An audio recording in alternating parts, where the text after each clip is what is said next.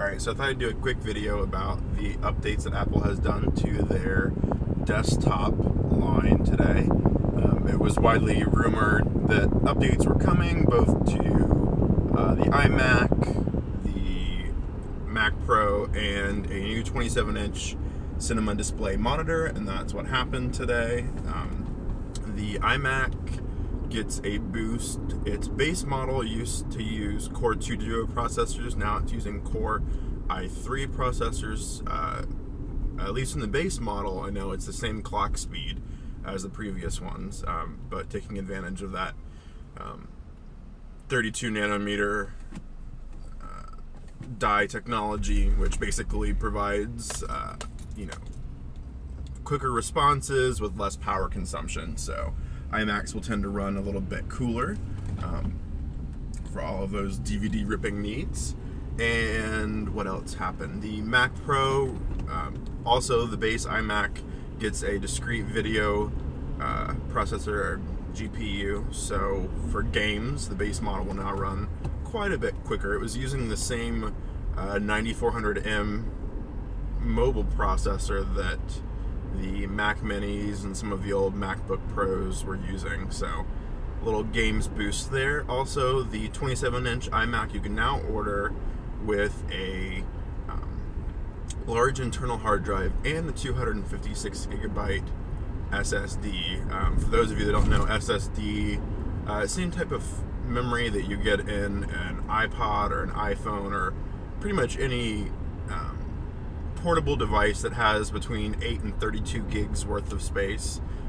Basically, it's a lot faster, no moving parts, so supposedly better durability, and it's quicker. So pretty cool option there for the 27-inch iMac. The new Mac Pros gain new faster graphics cards and also 6-core processors, optional.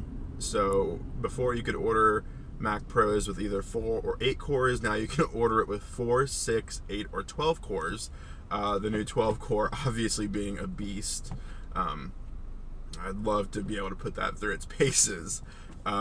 Starting at $24.99 for the base 4-core model, which puts it well out of my price range.